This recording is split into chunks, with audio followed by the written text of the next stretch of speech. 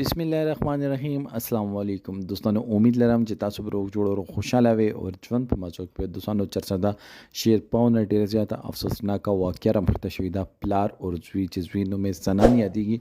چا ډیر زیاتې بیرحمۍ سره قتل کړي دي دا ولې قتل شوي دي دې پسې منظر څه دی دوی چا سره دښمني وه د قتلانې څوک دي دې بارے کې بس ټول معلومات په دې ویډیو کې شیر کوو او که تاسو ټولو معلوماتو باندې ځان خبرول غواړئ مونږ ویډیو ځان سره تر اخره پورې وګورئ او چې کوم مونږ ملګري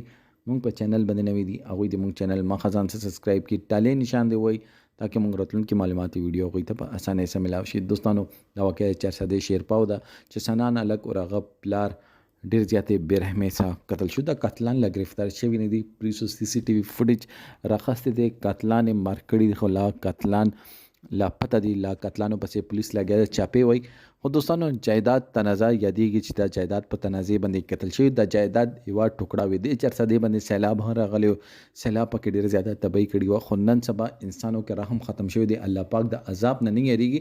الله پاک عذاب چې راشي نو هغه ټیم کې الله نه توبهګانې وکړي او هغې نه بعد بیا خپل کارونو ته راوځي او خپل چې کوم زړه یې غواړي خاص طور په موږ د KPK کې د جایداد په تنازع باندې ډېر زیات مرګونه کېږي دوستانو موږ سره جرګه هم شته موږ سره عدالت هم شته پولیس هم شته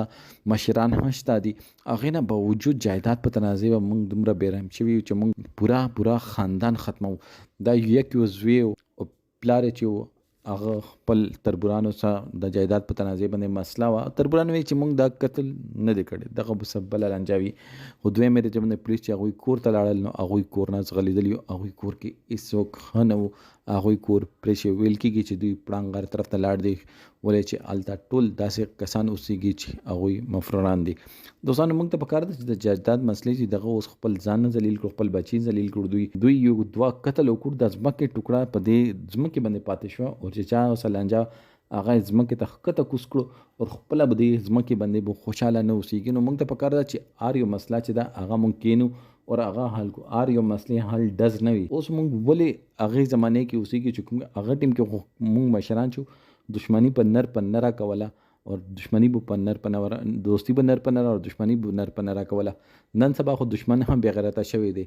هغه اصول هر یو چیز پرېښی دی خپل حد نه تجاوز کړی دی دوستانو الله پاک د موږ ټولو ته هدایت راکړي او الله پاک د الګ او دغه پلار وبخي آمین ثم آمین